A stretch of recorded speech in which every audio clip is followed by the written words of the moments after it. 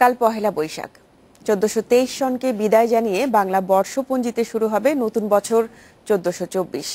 জীর্ণ পুরাতনকে পেছনে ফেলে সম্ভাবনার নতুন বছরে প্রবেশ করবে বাঙালি জাতি। পহেলা বৈশাখে বর্ণিল উৎসবে মাতবে দেশ। কৃষিকাজ ও খাজনা আদায়ের সুবিধার জন্য বাংলা সন গণনার শুরু মোগল সম্রাট আকবরের সময়ে। হিজরি চান্দ্র সন ও বাংলা সৌর সন ভিত্তি করে প্রবর্তন হয় নতুন এই বাংলা সন। 1556 সালে কার্যকর হওয়া বাংলা সন প্রথম দিকে পরিচিত ছিল ফসলি সন নামে, পরে তা পরিচিত হয় বঙ্গাব্দ নামে। ফসলি বছর শুরু হতো এই সময়ে, এবং এই সময় খাজনাপাতি মোগল সাম্রাজ্যের কাছে পরিশোধ করার জন্য যেতে হতো। যারা জমিদার জোরদার বা জমির মালিক ছিলেন তাদেরকে এটা করতে হতো। কৃষিভিত্তিক গ্রামীণ সমাজের সঙ্গে বাংলা বর্ষের ইতিহাস জড়িয়ে থাকলেও এর সঙ্গে রাজনৈতিক ইতিহাসেরও সংযোগ ঘটেছে।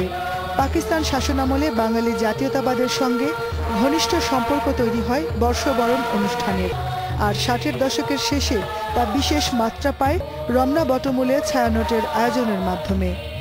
খুব একটা যে তখন ভিড় হয়েছে, অসংখ্য মানুষ এসছে তা না।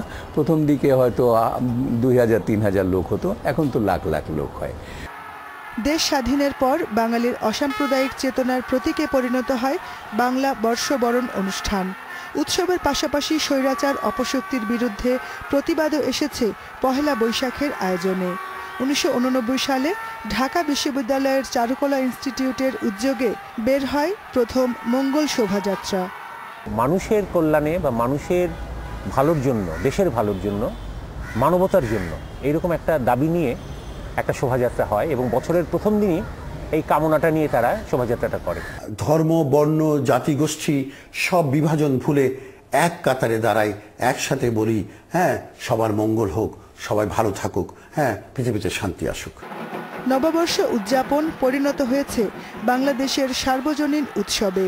পহেলা বৈশাখের ভোরে সূর্যোদয়ের সাথে সাথে নতুন বছরকে স্বাগত জানানোর আয়োজনে মাতে সারা দেশ।